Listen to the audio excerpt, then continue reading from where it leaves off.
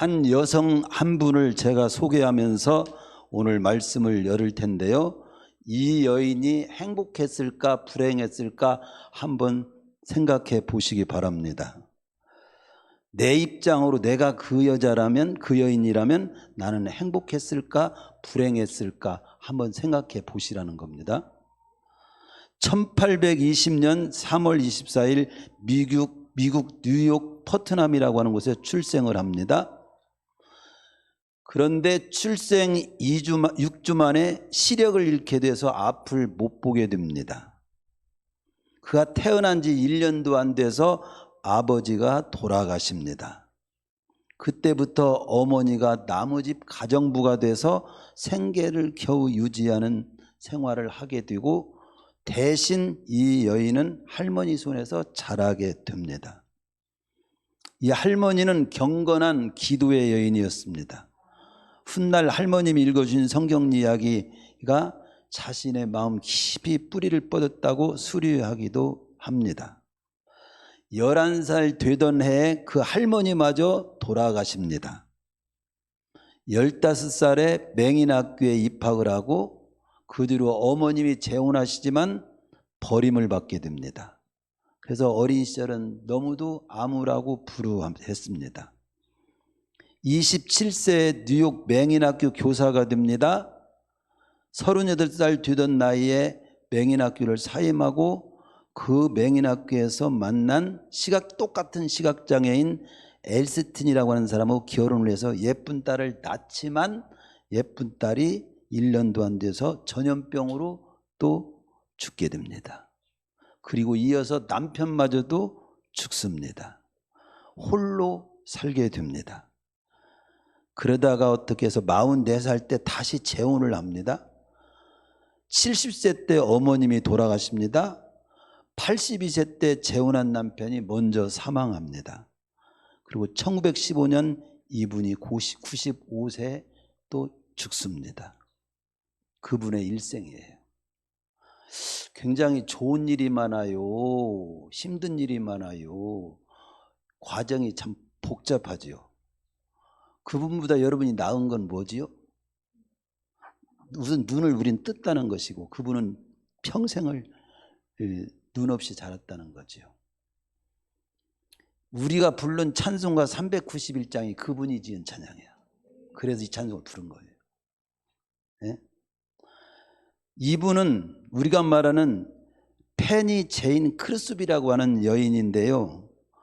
미국 찬송가 역사상 가장 많은 찬송가곡을 작사한 인물 중에 하나인데 무려 8,000편 이상을 우리가 부른 600 몇 장이죠. 찬송가 전체 합쳐도 그것에 몇 배요? 10배 이상 8,000편 이상의 찬송가를 남기신 분이고 우리가 잘 아는 이 찬송뿐만 아니라 예수로 나의 구주 삼고 이것도 또 주의 음성을 내가 들은 이것도 인내하신 구세주 이것도 나의 갈 길 다가도록 이것도 나의 영원하신 기업 이 찬송가도 예수 나를 위하여 이것도 나의 생명 되신 주 이 찬송 하여튼 우리 한국의 찬송가에도 이분의 찬송가 많이 수록되어 있어요. 이분 돌아가셨을 때 나는 너무 행복했다고 고백했을까요? 나는 너무 힘들었어. 2번 다시 살아도 나는 못 살겠어. 이랬을까요? 맞춰보세요. 행복했다고? 여러분들은 이분에 비하면 별로 더 행복했을 것 같은데 여러분의 나는 지금 너무 행복하다고 고백할 수 있어요? 나는 삶에 만족합니다라고 고백할 수 있습니다. 만약에 나는 만족하지 못합니다. 나는 행복하지 못해요. 그런 생각을 가지고 있다면 오늘 말씀 잘 듣고 나갈 때는 내가 정말 행복한 사람이네. 이렇게 생각하고 행복해야 되겠네. 이렇게 생각하고 만족하고 살아야 되겠네. 이렇게 변화된 모습으로 나갈 수 있기를 축원합니다. 이분은요 92세 때 생일잔치에 초대한 친구들에게 이런 말을 했어요. 이 세상에서 나보다 더 행복한 사람 데려와 봐요. 나는 그런 고백을 한 사람이 있으면 손을 꼭 붙잡고 악수하고 싶어요. 자기같이 행복한 사람이 없다고 그렇게 말을 했어요.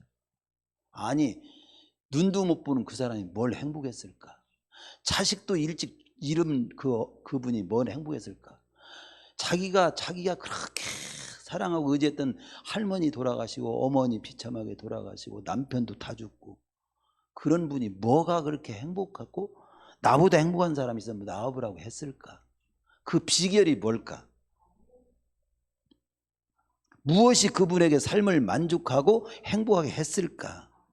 겉으로 보면 불우한 삶의 연속이었지만 그는 하나님의 크신 사랑을 맛보고 깨달은 사람이었어요. 네? 그리고 주님과 함께하는 삶을 살았던 거예요. 그러니까 만족한 거예요. 네. 그는 자신이 만난 상황으로 울고 웃는 사람이 아니었어요. 우리는 내가 잘 때면 웃고 또 어려움 당하면 또 막 속상하고 막 울부짖고 막 나는 제일 불행한 사람처럼 땅을 치고 그렇게 살지 않았어요. 만난 일로 울고 웃지 않았다 이 말이에요. 이것부터 우리 잘 배워야 돼요. 만난 일로 울고 웃을 것 같으면 저도 지금 웃을 일이 많을까요? 웃지 않을 일이 주위에 다 많을까요? 무거운 일들이 참 많아요. 그렇지만 그 무거운 일로 인해서 제 행복과 기쁨을 뺏지 못해요.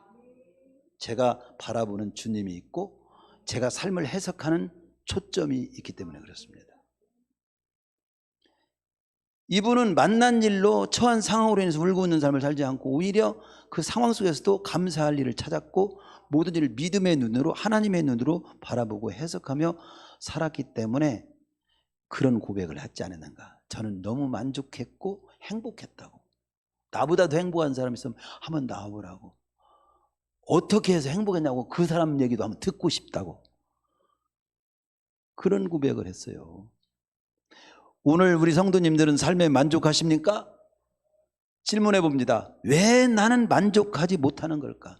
만족하면 어떤 것에 근거해서 만족하는 걸까? 인간은 무엇으로 만족하도록 창조되어 있을까? 제가 성경을 연구하다가 이 본문이 참 어려워요. 설교하기. 이것 가지고 설교를 잘 이렇게 알기 쉽게 잘 그런 설교를 하신 분이 있는가 한두 분 보니까 제가 더 머리가 복잡해지더라고요. 좀 어려워요. 언뜻 읽을 때 이 말씀이 잘 이해가 안 될 수도 있어. 무슨 말씀인지 파악이 잘 안 될 수도 있어. 이게요. 오늘 말씀을 잘 들으시고 주 안에서 참 만족의 삶을 살아가실 수 있기를 축원합니다.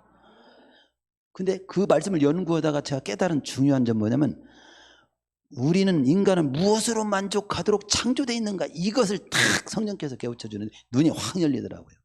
무엇으로 만족하게 되어 있는가 이 부분이 성경을 여는 열쇠로 저에게는 작용이 됐었어요.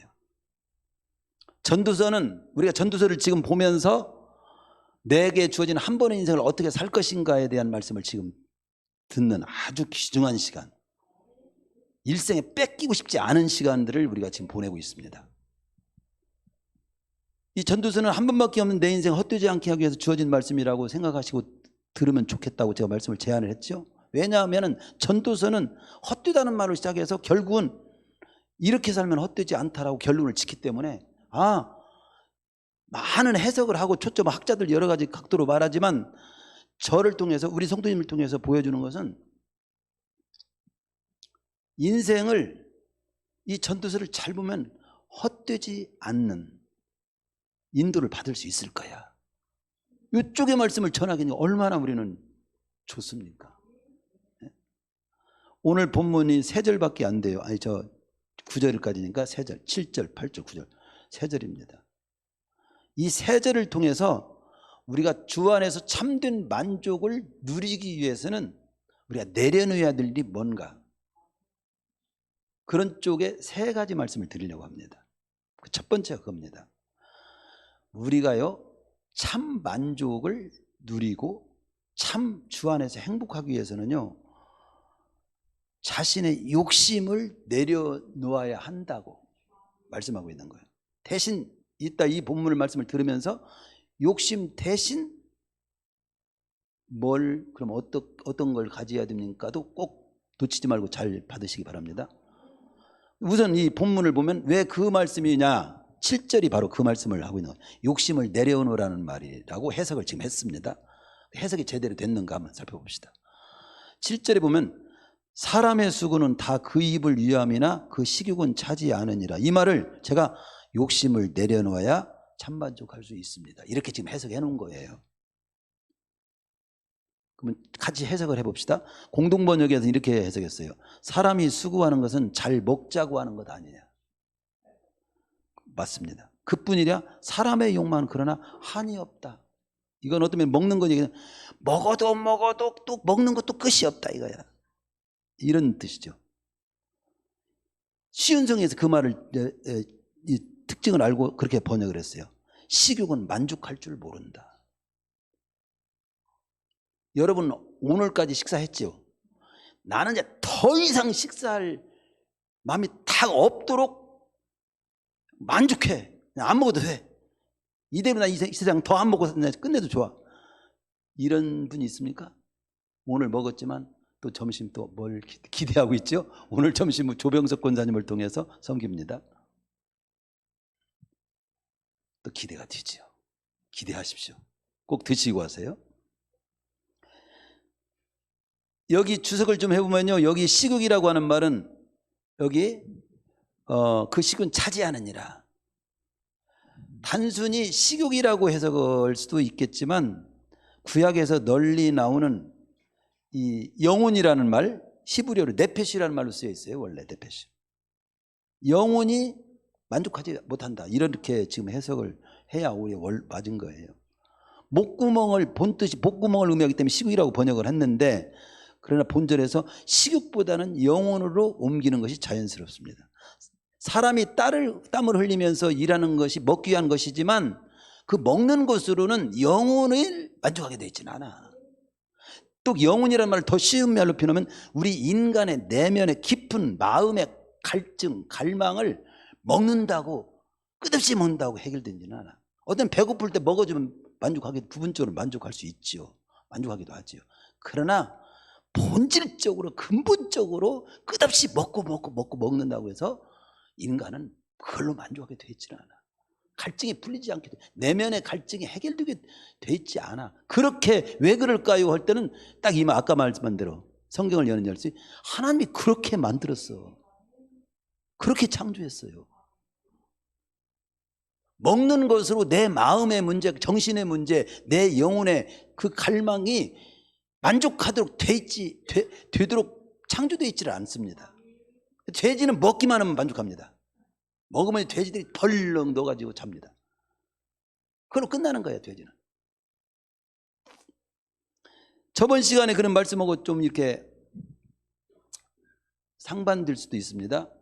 저번 시간에 5장 후반부 18절 20절의 말씀을 통해서 열심히 우리가 수고해가지고 돈 벌어가지고 의식주를 해결하면서 또 잘 먹고 보람도 거두며 즐겁게 또 누리는 데 쓰면서 사는 것은 하나님이 우리를 향한 선물이다 그랬어요. 그러므로 이 땅을 살아가는 동안에 즐겁게 살고 누리라. 누리지 못하는 건 안타까운 일이니까 누려라. 이거 하나님의 선물이다. 근데 이 말씀을 잘 어와 아다른데, 이 말씀을 갖다가 솔로몬이 누리며 살라고 한 것은 끝없이 네 욕심을 충족하며 살아라, 이 말씀으로 해석하다가는 안 믿는 사람은 그렇게 해석할 가능성이 많습니다. 이 말씀 보면 그런 의미가 아니에요. 이 누리라는 말은 끝없는 욕심을 채우면서 살라는 말이 아니고, 하나님 앞에서 감사하면서 그 일에서 밥도 먹고 옷도 입고 또 집도 짓고 또 누리면서 살고 또 베풀기도 하면서 사는, 이것은 하나님의 선물이니 하나님 앞에서 만족하며 살라는 거지, 끝없이 욕망을 추구하라는 의미로 누리며 살라는 말이 아니라는 걸 짚어드립니다. 디모데전서 6장 7절에 8절에도 바울이 그걸 마무리를 하잖아요. 우리가 세상에 아무것도 가지고 온 것이 없음에, 아무것도 가지고 결국은 못하는데 빈손으로 가는데, 우리 현재 그때그때 살 때 먹을 것과 입을 것이 있으면 아주 족하게 일단 생각해. 더 있으면 또 더 감사하고 또 더 있으면 나눠주기도 하고. 그러니까 욕심 대신 지금 내게 주신 것으로 만족하라는 의미지, 끝없이 욕심을 채워야 만족한다는 의미로 지난주 5장 후반부터 18절 20절의 말씀을 해석하면 안 된다는 말씀을 지금 드립니다. 오히려 욕심을, 우리는 그러니까 인간은 욕심을 채운다고 만족하게 돼 있지 않다는 거예요. 오히려 욕심으로 만족하려고 하면 잘못하면 그 욕심에 빠지게 되고 그 욕심을 통해서 네가 망하게 된다고 오히려 이야기해요. 끝이 패망하게 된다고 나옵니다. 야고보서 1장 15절 대표적으로 욕심이 잉태한 즉 죄를 낳고 죄가 장성한 즉 사망을 낳느니라. 재밌는 얘기가 생각나는 게 하나 있는데요. 아프리카에 가면 원숭이를 이제 사람이 잡으려고 하는데, 사람이 잡을 때, 원숭이를 잡을 때 손 하나 까딱하고 잡는 법이 있대요. 원숭이가 좋아하는 바나나라든가 여러 가지 이제 먹을 걸 갖다가 이 바구니나 뭐 이런 것에 잡아놓는 거예요. 근데 바구니 입구가 원숭이 손 겨우 들어가게 해놓고 그 안에는 그냥 넓어. 그래가지고 거기에 맛있는 것이 있어. 원숭이가 보고 막 그거 먹으려고 와서 손을 깊이 넣어. 그래가지고 이제 뭘 하나 딱 집어봐. 손으로 가득 잡는 거예요. 빼려고 하면 나와 안 나와? 그리고 이제 계속 있는 거예요. 나올 때 이렇게 하고 있는 거예요. 근데 사람이 잡으러 갈 때까지도 그걸 놓고 빨리 도망가야 되는데 그 잡은 거 아까워가지고 욕심이 나가지고 꽉 쥐고 있는 거예요. 이러고 있는 거예요. 그때 딱 잡아간다는 거예요. 우리가 욕심에 계속 붙들고 있다가 그 욕심에 마귀한테 잡히는 때가 많아요.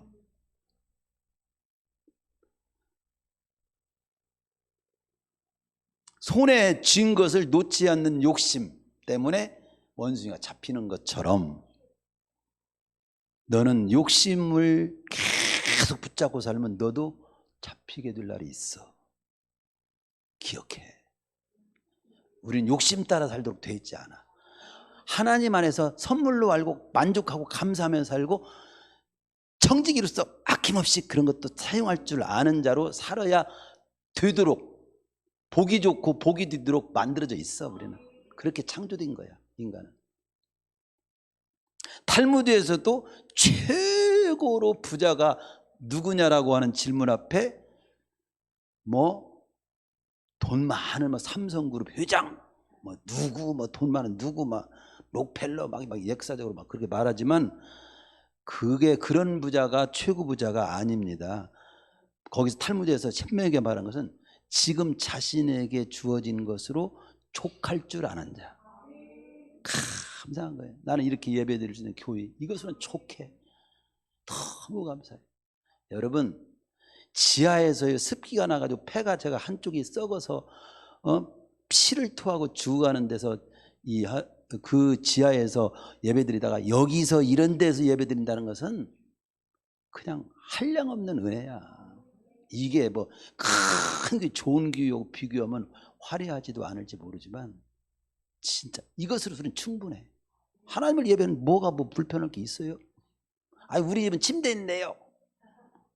가서 침대에서 편히 살다가 어디 갈 거예요?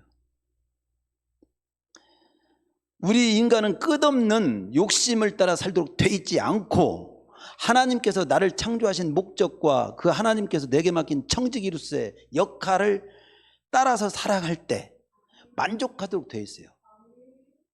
하나님을 경외하며 말씀을 따라 살아갈 때 만족하도록 행복하도록 되어 있다고는 전도서 결론이잖아.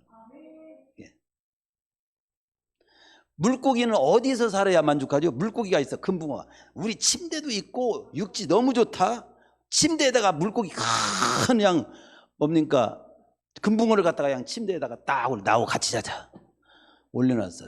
그러면 금붕어가 아이고 주인님하고 함께 침대에서 자니까 너무 좋아요. 만족해요. 행복해요. 그럴까요? 아니 좋은 이불도 내가 만들어놨어. 물고기야 나하고 같이 오늘은 자자. 그날 죽어. 금붕어는 그날 죽어. 거기서 행복이 아니라 불행 끝. 행복 끝. 물고기는 물에서 살도록 창조돼 있어. 창조된 대로 살아야 만족한 거야. 우리 인간도 창조된 대로 살아야 만족하고 행복하게 됐는데, 그러면 이게 묻고 싶죠? 아, 나는, 우리 인간은 무슨 목적으로 창조했을까요? 이걸 알고 사는 사람 많지 않아요. 근데 대략 몇 가지 제가 성경에서 뽑아서, 인간은 이런 목적으로 인간이 창조됐답니다. 이런 목적으로 사세요. 그러면 지금부터 그 목적으로 살면 진짜 만족하고 행복할 겁니다 라고 소개를 한번 해보면, 첫 번째는 뭐냐면요, 인간은 어떤 목적으로 창조됐는가, 인간의 창조 목적을 제가 말씀을 통해서 하나 소개하면, 이사야 43년 7절에서는 내 이름으로 불려지는 모든 자 곧 내가 내 영광을 위해 창조한 자를 오게 하라. 거기에 내 영광을 위해서 창조한 자라고 나와요. 즉 인간은 하나님의 영광을 위하여 창조한 자라는 거예요. 고린도 10장 31절에서 너희는 먹든지 마시든지 무엇을 하든지 하나님의 영광을 위해서 하라. 영광을 위해 하라. 예를 들면 이런 말이에요. 세계적인 바이올리니스트 스트라디 바리우스라고 하는 명품 바이올린이 있습니다. 이 명품 바이올린의 최종 목적은 뭐지요? 좋은데 장식을 하라고 그 바이올린이 있는 걸까요? 아니면은 시골 사랑방 불쏘시개라고 그 바이올린이 있을까요? 만약에 그 명품 바이올린을 갖다가 먼지가 묻었다고 사랑방 복기로 부셔가지고 사랑방에 불쏘시개를 쓴다면 이거 얼마나 끔찍한 일입니까? 이 바이올린은요, 이 바이올린은 어디에 쓰냐면 아름다운 선율을 위해서 만들어진 악기예요. 자, 이렇게 할 때 아름다운 선율을 위해서. 장작불에 그게 땔감으로 쓰라고 만들어진 것이 아니에요. 이 목적을 모르면 그렇게 쓸 수가 있어요. 우리는 하나님의 영광을 위해서, 하나님의 기쁨, 하나님을 드러내는데, 하나님의 거룩함, 하나님의 존귀함, 이걸 드러내는데 우리 인간을 존재해. 우리 인간을 보면 하나님을 알 수 있는 거예요. 그래서 하나님을 연구하면 인간을 또 알 수 있고, 우리 존재는 하나님을 기뻐하시는 삶을 살 때 비로소 존재 가치가 있다는 거예요. 하나님을 기쁘시게 하려고 막 기쁜 초점을 맞추고 살면요, 거기서 인간은 자신도 만족하고 보기도 좋은 거예요. 또 창세기 1장 27절에 보면요, 자기 형상 곧 하나님의 형상대로 사람을 창조하시되 남자와 여자를 창조했다. 하나님 형상대로 창조됐다. 즉 이 말을 쉽게 설명, 어려운 말이에요. 이거 연구하면 학자들이 연구하고 신학적으로 들어가면 형상대로 창조한 것에 대해서 복잡하게 말하는데, 저는 모든 것을 좀 검토를 해보고 제 수준과 제 입술을 통해 설명한다면 뭐냐면요, 하나님의 형상대로 만들었다면 무슨 뜻이냐면요, 하나님하고 통하는 존재로 만들었다는 거예요.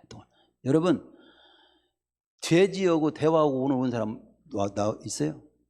근데 아내나 자식이나 우리 성도들하고 대화하면 알잖아요. 통하는 존재, 똑같은 존재는 통하는 거예요. 하나님하고 똑같은 그런 속성으로 만들어진 거예요. 하나님과 통하는 존재로 만들어진 게 유일한 인간이에요, 이게. 근데 대개 뭘로 통하냐면 예배와 말씀과 기도로, 묵상으로 하나님과 통하게 되어 있습니다. 예배는 굉장히 중요한 거예요. 하나님과 지금 굉장히 통하는 시간입니다. 말씀을 통해서 지금 우리는 하나님의 음성을, 저를 도구를 써가지고 지금 듣고 있는 시간이에요. 그래서 기도 생활하고 예배를 귀중히 여기고 말씀을 잘 듣고 묵상도 하는 것은 굉장히 중요한 모습입니다. 그런 목적으로 만들었는데 전혀 하나님을 예배하지 않아. 전혀 하나님 말씀을 듣지도 않고 보지도 않아. 기도하는 적이 없어. 또 어떤 목적으로 창조되는가를 찾아보면요, 창세기 1장 28절에 보면요, 생육하고 번성하여 땅에 충만하라, 땅을 정복하라, 바다 물고기와 하늘을 새와 땅에 움직이는 모든 생물을 다스리라. 즉 하나님의 기뻐하신 뜻을 따라서 이 모든 삶을 다스리면서 청지기적 사명을 하면서 살으라고 인간을 최고 영장으로 창조를 한 거예요. 목적이 그거예요. 우리는 청지기로 살아야 돼요. 다스리면서 살아야 돼요. 예배 딱 드리기 위해서 토요일부터 준비 딱딱 해야지, 주일날 어디 회갑잔치 있다고, 아유 그래요? 거기 가야지. 이렇게 정신없이 살면 안 돼요. 어떤 게 수요일날이 있는지도 모르고 살고 주일날이 있는지도 모르고 살고 그러면 안 됩니다. 다스려야 돼요. 난 예배하는 시간이 있어.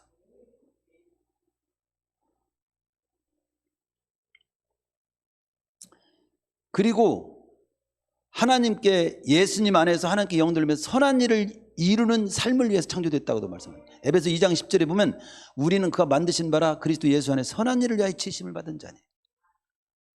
분명하잖아요. 뭐 더 이목적. 선한 일을 그리스도 안에서 선한 일을 행하도록 창조된 거예요. 선한 일을. 그렇습니다. 인간은 창조 목적과 사명 없이 살면 아무리 물질을 소유하고 많이 먹고 입고 뭘 해봐도 참 만족이 없고 허물을 느끼게 되도록 돼 있어요. 왜냐하면 그것으로 만족하게 만들어지지 않았기 때문에. 참으로 만족하기 누리기 위해서는 욕심을 내려놓고 하나님의 창조 목적도 생각하고 나에게 맡긴 역할도 생각하고 또 선한 삶도 살고 이렇게 살아야 행복이 돼요. 행복하도록 그렇게 만들어졌단 말이죠. 이 마이크가 어느 때 행복할까요? 뭐 마이크는 무생물이니까 인격은 없겠지만 어느 때 행복할까요? 이 마이크를 가지고 망치를 사용해. 그러면 망치가 만족할까요? 너무 기분 좋네요. 망치를 사용하니까. 그럴까요? 마이크는 이렇게 소리를 확대하고 찬양할 때 말씀을 전할 때 이렇게 소리를 이렇게 확대해서 잘 쓰여질 때 마이크는 너무 행복해요. 난 이 목적대로 사는 인간 이렇게 만들어진 대로 살 때 만족하게 되어 있는 거예요. 사도행전 20장 29절에 보면요 죄수로 끌려가 가지고 아그리빠 왕 앞에 서 있는 바울의 모습이 나와요. 이것 가지고 제가 설교한 적 있죠. 그때 아그리빠 왕에게 지금 죄수로 수갑채 어쩌면 수갑채고 죄수 몸을 가지고 그 앞에 선 거예요. 그런데 거기에서 당당하게 오히려 왕을 부러워해야 되잖아요. 근데 왕을 한테 이런 말 합니다. 당신도 나와 같이 내가 증거하는 이 예수님을 믿고 구원받고 나와 같이 행복했으면 좋겠다고. 내가 지금 결박해서 이렇게 끌려온 것 외에는 쉬운 말로 표현하면 당신이 하나도 안 부러워. 오히려 당신이 나처럼 됐으면 좋겠어. 나처럼 행복했으면 좋겠다고. 이런 말을 합니다. 인간적으로 볼 때는 왕이 부러워요. 죄수로 이렇게 끌려간 사람이 부러워요. 겉으로는 왕이 부럽지. 그런데 속의 가치관으로 보면 삶으로 보면 바울은 막 배고픔도 당했고 매도 막 수없이 맞기도 하고 강도 건너고 바다도 건너고 막 오해도 받고 막 옥살이도 하고 그랬지만 언제나 행복하게 살았어. 바울이 언제나 만족하면서 부활하신 주님을 만난 이후로 만족하게 살았고 디모데후서 4장에 보면 이런 고백을 하고 추후에 거의 죽기 전에 그렇잖아요. 내가 선한 싸움을 싸웠고 달려왔기를 마치고 믿음을 지켰으니 이제 하나님 앞에 설 때 상급받을 일만 남았습니다. 이 고백은 후회한다는 고백이요. 만족하고 더 여한이 없다는 고백이에요. 나는 후회가 없다는 거예요. 후회가 없다는 거예요. 만족하다는 거예요. 최고 행복한 자는 여러분이 병들은 몸 고치다가 가면 행복한 것이 아니에요. 그렇다고 해서 고치지 말라는 뜻이 아니에요. 몸도 고쳐야 돼요. 가난한 거 부자 되는 것도 좋아요. 부자 되세요. 그것이 진정으로 인생을 행복하는 것이 행복의 근본은 아니에요. 죽을 때 진짜 행복하게 죽을 수 있어야 진짜 행복한 건 맞은 말이에요. 근데 우리는 가난하든 좀 있든 없든 몸이 좀 아프든 안 아프든 또 뭐 병을 고칠 때도 있고 나을 때도 있고 병이 들을 때도 있고 별일을 다 만날 수 있어도 그 모든 상황이 언제나 하나님 안에 있으면 만족하고 행복하게 돼 있습니다. 그리스도인은 언제나 만족합니다. 주님 안에서 행복합니다. 뭐 가난이 난 좋아요. 병들어도 좋아, 병든 건 좋아 이런 뜻이 아니에요. 병들어도 좋아요. 병들어도 나는 내 행복을 뺏지 못해요. 이 말하고 나는 병든 것이 좋아요. 이거도 병든 것이 좋아요. 미친 사람이지. 그렇지만 병 들어도 나는 주님과 함께 동행하고 주님이 살으란 삶을 창조된 목적대로 살기 때문에 그렇게 좋네요. 만족합니다. 이거들은 완전히 다르지. 그게 두 번째로 8절은 어떻게 해야 뭘 내려놓고 뭘 내려놔야 행복하냐. 처음에는 제가 뭘 내려놔야 된다고 했어요. 지금 자신의 욕심을 내려놓고 창조 목적, 어떤 사명, 즉 전도서 결론을 제가 합니다. 하나님을 경외하고 말씀 따라 살면 만족하게 돼 있어. 여기 8절은 무슨 내용이냐면요. 8절이 어렵잖아요. 언뜻 보면 지혜자가 우매자보다 나은 것이 무엇이뇨? 인생 앞에서 행할 줄 아는 가난한 자는 무엇이 유익한 거 설명해 보세요. 저는 처음 읽을 때 이 말이 대체 무슨 말이야? 저도 잘 이해가 안 돼. 그래서 이 말씀을 읽고 또 읽고 그렇게 해서 여러분 우리 성도님들 알아듣게 딱 정리해 놓은 것이 뭐냐면 내 자신의 지혜나 똑똑함도 내려놓고 하나님의 인도를 받아들일 때 참만족할 수 있다는 말입니다 라고 표현해 놓은 거예요. 여러분 이렇게 표현해 놓고 내놓기까지 제가 이 말씀을 검토를 다 하고 그래서 이 하나님 말씀이 이런 의미네요 라고 여러분에게 지금 선포하는 겁니다. 공동번역에서 이 말씀 이렇게 번역했어요. 그렇다고 지혜로운 사람이 어리석은 사람보다 나은 점이 있는 것도 아니다. 인생을 어떻게 살아야 할지 안다고 해도 가난하다면 아무 소용이 없다. 갈수록 이해가 안 돼. 아니 가난하다면 아무 소용이 없다. 어떻게 살을지 잘 안다고 해도 가난하다면 아무 소용이 없다. 왜 가난하면 아무 소용이 없어요? 가난하다면 굉장히 힘들지요. 막 여러 가지 말이 막 단순하게. 이 말이 무슨 말이냐면요. 앞에 지혜자가 우매자보다도 나은 것이 무엇이뇨? 이 말이 무슨 뜻이냐면요. 인간의 지혜라는 것도 별것도 아니라는 거예요. 알고 보면 인간의 지혜라는 거. 우리는 내 머리 굉장히 믿지요.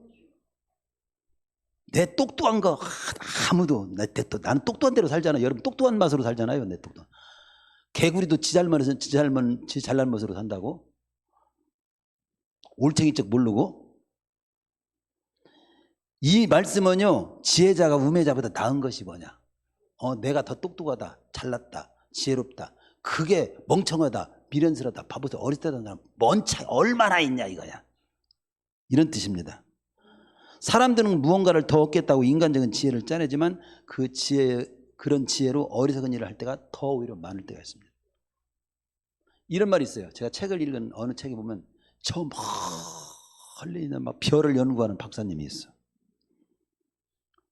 별을 막 연구하고 하는 거예요. 막 밤에 막. 그러다가 발 밑에 웅덩이에 빠져가지고 죽기 직전에 살아났어. 별 연구를 하는 것도 좋지만 네 발 밑에나 조심해라. 이러고 싶은 거지. 이 지혜롭다는 것이 그런 겁니다. 또 이런 얘기도 있어요. 어느 박사님하고 사공하고 이제 나룻배를 타고 가는 거예요. 배를 타고 막 건너가. 거기 박사님이 탔어. 박사님이 사공에 무식하게 보여. 노는 잘 졌지만 배우 학교도 안 다닌 것 같고 막 노를 젓고 막 이러고 막 하니까 박사님이 그런 거야. 이 사람 철학자야. 그 사공을 우습게 보면서 사공 철학을 어떻게 배워본 적이 있나? 철학이 뭔데요? 그러면 수학을 좀 공부한 적이 있나? 수학이 뭐예요? 또 좀 있다가는 인생이 뭔지 아는가? 아니 그 머리 도무지 뭐 철학도 뭐 수학도 인생이 뭔지 잘 모르겠어. 그냥 속에서 확 울어가 나를 무시하네 이분이. 그러다가 배를 갖다 한쪽으로 확 밟아가지고 뒤집어 버렸어. 박사님이 물속에 빠진 거야 막. 이 사람 수영을 할 줄 몰라. 철학 박사, 수학 박사, 인생을 막 깊이 잘 알고다고 하는 이 사람이 물에 빠져가지고 나 죽네. 그래 뱃사옹이 철학으로 살아나 보시지. 수학으로 공식으로 써가지고 풀어갖고 살아나 보시죠. 그런 얘기가 있다는 그런 내용이 있더라고요. 누가 더 지혜로운 거죠? 철학 박사지 수학 박사지 인생에 대해서 책을 많이 하는데 수영을 몰라갖고 거기 수영 바닷속에서는 누가 더 제일 필요한 것이 뭐예요? 철학이요, 수학 박사요. 수영할 줄 알아야 거기 사는 거지. 다 합쳐도 때로는 수영할 줄 아는 그 하나만도 못할 수도 있다 이거지. 거기 이제 두 번째 거기 그 내용 중 어려운 말이 뭐냐면요. 가난한 자는 무엇이 유익한고, 인생 앞에서 행할 줄 아는 가난한 자는 무엇이 유익한고, 이 말이 좀 어렵잖아요. 이 말은요, 공동번역이 이렇게 번역했어요. 인생을 어떻게 살아야 할지 안다고 해도 가난하다면 뭐 아무 소용이 없다 이렇게 했는데, 제가 볼 때는 인생을 어떻게 살아야 하는지도 알아야 되겠고 가난도 좀 면했으면 좋겠는데, 이 또한 바람잡듯 헛된 일이라고 이렇게. 그래서 뭐해서 굶어 죽는 것보다 눈 뜨고 사는 것이 낫지, 이런 얘기인 겁니다. 그게 무슨 말인가 보니까 생각해 보세요. 나는 막 굉장히 지혜롭고 또 쉬운 말로 서울대학교 나왔어. 실력도 있어. 근데 끼니가 없어. 나는 초등학교도 못 나왔어. 꿍꿍 일해가지고 쌀도 팔아놓고 끼니가 있어. 바보처럼 무식한데 먹을 것이 많아. 막 학위도 많아. 그런데 일도 않고 그래가지고 서울대학교만 나왔다는 자랑만 하지. 그래가지고 뭐 끼니가 없는 거야. 남의 하나 살 돈이 없어.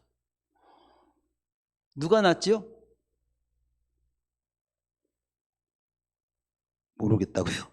박사 학위가 10개라도 자기의 생존 하나를 책임질 수 없다면 그 모든 박사 필요 없다 이거야. 그 말입니다 이게. 그래서 고린도전서 1장 25절에 보면 하나님의 미련한 것이 사람보다 지혜롭고 하나님의 약한 것이 사람보다 강하니라. 하나님 앞에서 인간의 지혜라고 하는 것은 박사 학위가 10개라도 하나님의 미련한 것보다도 못하다는 거지. 자랑할 수 없다는 거죠. 바울은 부활하신 주님을 만나는 이걸 깨달은 거예요. 그가 그렇게 자기는 최고 학부를 나온 사람, 최고 학부 나온 게 수석이야. 우리말로 표현하면 수석으로 졸업한 사람이야. 제자 중에 1등 제자야. 율법학자의 최고야. 하나님 말씀 자기가 구약을 통달한 사람 중에 나보다 더 통달한 사람이 나와봐. 이런 사람입니다. 근데 부활하신 예수님 만나고 나서 바울이 뭐라고 고백했습니까? 학문, 지식, 가문, 혈통 다 자기가 자랑하고 막 나는 이런 가문에 태어났고 나는 이렇게 배웠고 나는 이렇게 똑똑하고 이렇게 나 잘난 놈이여라고 그렇게 자랑스럽게 여겼던 모든 것을 배설물로 여김은 예수님을 아는 지식이 최고로 가장 고상한 지식이기 때문을 알았기 때문이라고.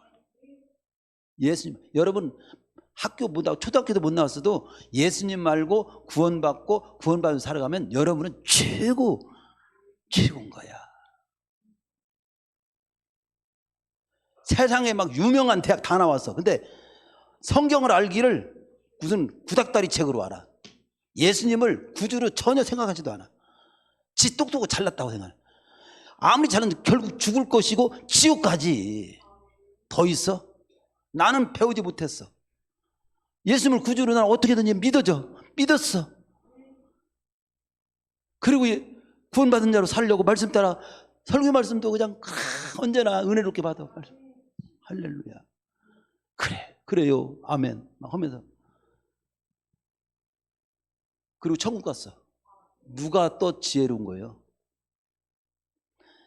자신의 지혜나 똑똑함 빨리 내려놓고 하나님의 말씀에 인도를 받아 살아. 그게 참 만족하는 길이야. 참 행복의 길이야. 세 번째 말씀 드리죠. 세 번째는요, 9절. 눈으로 보는 것이 심령의 공상보다 나으니 이것도 헛되어 바람을 잡으려는 것. 이 말도 어려워. 쉬운 성경, 두 눈으로 보는 것이 마음의 공상보다 낫다. 그렇지만 이건 역시 허무하며 바람을 잡는 것다. 이것도 헛되다 이런 뜻인데 뭐냐면 이겁니다. 이것을 어떻게 제가 정리해놨어요? 주부에다가 그 한 문장만 써놨죠. 자신의 경험이나 체험도 내려놓고 하나님의 뜻을 받아들이고 사는 쪽으로 가. 그래야 참 만족하고 참 행복해. 이런 말로 정리를 해놨습니다. 눈으로 보는 것이 심령의 공상보다 낫다는 말은 부뚜막에 소금도 먹어봐야 짜다는 말이 있잖아요. 생각으로만 짜다고 하는 것보다는 일단 먹을 때 먹어갖고 짠맛이 무엇인지를 알듯이 마음의 공상만 하는 것보다는 실제로 경험이 낫다는 말입니다. 마음속으로 공상만 하는 것보다 실제로 눈으로 보는 것이 낫고 눈으로 보는 것보다 실제로 맛보는 것이 낫다. 이런 말이에요. 이게 백문이 불여일견 100번 듣는 것보다 100번 듣는 것이 한 번 보는 것만 못하다. 손 안에 새 한 마리가 숲속에 새 두 마리보다 낫다는 속담처럼 마음속으로 공상만 하는 것보다 실제로 행동하는 것이 낫다는 겁니다. 자신의 경험이나 체험 역시 그러니까 나는 이런 경험에서 내가 경험을 내가 나이가 몇인데 버리장머리 없이 이런 어른들도 계시죠? 내가 경험이 많다 이거죠. 다 경험. 이게 우리 어르신들은 뭐냐면요 다 젊어 봤잖아. 근데 젊은 사람들은 늙어보지를 않았잖아. 어르신들 경험을 존중해야 돼. 어르신들은 살아온 그것만으로도 존경해야 돼요. 그건 알아야 되는데 그렇다고 해서 하나님 앞에 볼 때는 그 모든 아무리 경험이 뛰어나고 체험이 대단해도 하나님의 뜻과는 비교할 수 없어요. 하나님의 인도. 그 얘기가 이 말씀을 하는데 이런 생각이 나요. 누가복음 5장에 보면 베드로가 나옵니다. 베드로 갈릴리라고 하면 성지순례 해서 갈릴리 바다가 아닙니다. 호수입니다. 네, 우리는 성경 갈릴리 바다로 알죠. 거기를 가보는데 거기서 고기 잡으면서 평생 잔뼈가 굵은 사람이야. 갈릴리 바다 훤히 알죠. 어디로 가면 고기 여기 메기가 있고 어디로 가면 뭐가 붕어가 있고 뭐 어디 가면 많이 잡고 이거 다 훤히 아는데 근데 베드로가 어느 날 그 거기를 훤히 알고 고기 잡는 그 기술에 잔뼈가 굵은 베드로가 밤새도록 고기를 잡았는데 한 마리도 못 잡아. 근데 그 자리에 누가 와요? 우리 주님 오셨잖아요. 배 좀 빌려달라고. 배 빌려줬죠. 주님 말씀 듣다가 믿음이 생겨가지고 나중에 이제 다 듣고 나서 주님이 이런 말씀, 내가 배를 빌려서 사용했는데 고맙기도 하고 밤새도록 고기도 한 마리 못 잡았다는데 내가 하는 말대로 한번 해보시겠소? 베드로에게 이제 그때는 제자가 아니었잖아요. 베드로가 생각할 때는 당신이 어부야? 이 갈릴리 바다를 알면 내가 더 잘 알지. 실력도 내가 볼 때는 무슨 뭐 이리저리 돌아다니면 말이 나오지 뭐 실력도 행있구만 이렇게 생각할 수 있어. 근데 말씀을 듣다 보니까 이분이 보통 분이 아니라는 믿음이 생겼고 그래서 밤새도록 해서 내가 한 마리도 못 잡았지만 당신의 말씀에 실리가 가니까 내가 한번 해보겠다 그런 거예요. 주님의 말씀 앞에 자기 경험 딱 내려놓고 자기 실력 내려놓고 주님의 말씀, 주님의 뜻이 담긴 말씀에 의지해서 그물을 던졌습니다. 어떻게 됐지 현우야? 성경 계속 읽어야 돼요. 그물이 찢어질 만큼 많은 막 고기를 잡은 거예요. 저는 이 내용을 보면서도 이 말씀하고 연관이 되더라고. 내 지혜가 아무리 뛰어나도 내 실력이 아무리 뛰어나도 경험이 아무리 뛰어나도 내려놔. 하나님 앞에서 내려놓고 하나님의 말씀을 따라. 그래야 본질적으로 참 만족, 참 행복, 참 승리, 참 성공을 할 수 있는 거야. 그걸 알아야지. 이런 소리예요. 이런 말씀인 겁니다. 우리는 경험도 중요하죠. 때로 쓰지요. 지식도 쓰지요. 그렇지만 하나님의 말씀의 인도, 뜻을 받아들이는 것보다는 못합니다. 내가 보고 내가 생각하는 내 경험, 내 뜻을 내려놓고 주님의 선하시고 온전한 뜻을 받아들여야 참 만족을 누릴 수 있다. 열왕기 5장 11절에서도 그런 내용이 있잖아요. 나만 장군이 문둥병 나병 고치러 왔잖아요. 자기 생각을 자기 똑똑한 걸로 내가 일개 국방부 장관이고 큰 나라 장관이고 내가 가면은 막 특별 환영해 주겠지. 그리고 막 자기 아는 대로 안수를 막 특별히 해주고 큰 소리로 막 손을 들고 막 안수해 주겠지만 그런데 전혀 없이 어떤 깨지지 않는 놈을 하나 내보내갖고 요단강에서 목욕이나 한 7번 하고 들어갔다 나갔다 하고 가라고 하니까 기분이 확 나빠가지고 나만 장군이 그냥 가려고 합니다. 그런데 결론은 어떻게 되죠? 다 생각 내려놓고 내 경험, 내 지식, 내 생각 내려놓고 말씀대로 그냥 물속에 그냥 진짜 순수하게 물속에 들어갔다 나왔다 7번 했어. 그랬는데 놀라운 기적이 거기서 일어나는 거잖아요. 이게 단순한 얘기가 아니에요. 너 잘났지? 너 똑똑하지? 너 지혜롭지? 경험 있지? 만 체험 있지? 좋아. 그것도 쪄먹을 때가 있을 거다. 그러나 하나님 말씀 앞에는 모든 거 내려놔. 하나님의, 우리 주님이 내 뜻대로 마옵시고 아버지 뜻대로 되기를 원하면 최후 기도가 그거잖아요. 야고보서에 보면은 내가 장사해서 얼마를 벌고 내일은 이곳에 가서 장사를 하고 이렇게 해서 돈을 벌어가지고 돌아와야지. 뭐라고 말합니까? 내일 일을 알지 못하는도다. 너 인생이 뭐냐? 잠깐 있다 없어는 안개인데 내일 일이 네가 어떻게 될지 알아. 계산은 잘하지. 똑똑하지? 좋다. 그러나 너는 인생을 알지 못해. 하루 앞길도 알지 못해. 잠깐 있다 없어는 안개야. 어떻게 살아야 마땅한 줄 알아? 주님의 뜻이면 언제든지 탁 내려놓고 그 주님의 뜻대로 내가 가보겠습니다. 이 자세로 살아야 잘 사는 거야. 야고보서에 나오는 내용이잖아요. 말씀 마칩니다. 결론적인 겁니다. 정리하겠습니다. 우리가 인생의 참만족을 누리려면 하나님 안에 들어와야 돼요. 하나님 밖에서는 참만족은 없어요. 끝없이 욕망을 추구해도 참만족은 없습니다. 이미 돌아가신 분들 뭐 돈 많이 벌어보고 돈 높은 자리 찾은 분들 다 가서 나중에 물어보면 참 만족했었던가요? 아이고 내가 잘못 잡았었어. 하나님 안에 일단 들어와야 돼.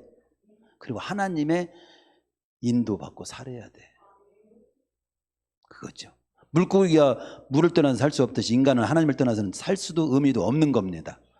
그러나 이 땅을 사는 동안 참만족을 누리면 오늘 3가지 정도를 특별히 좀 참조하세요. 자신의 끝없는 욕심을 내려놓고 하나님께서 나를 창조하신 목적과 주님께서 내게 맡긴 사명을 품고 자족하는 마음으로 살아야 참만족을 누릴 수 있다. 두 번째는 자신의 얄팍한 지혜나 지식을 내려놓고 하나님의 말씀에 인도를 받아들여야만 참만족을 누릴 수 있게 돼 있다. 또 자신의 경험이나 체험도 내려놓고 주님의 뜻을 받아들여야 참만족을 누릴 수 있다. 한마디로 줄이면 하나님을 경외하며 그의 말씀을 따라 살아야 만족하고 행복하도록 인간은 그렇게 창조돼 있다는 사실을 깨달아야 한다. 이겁니다.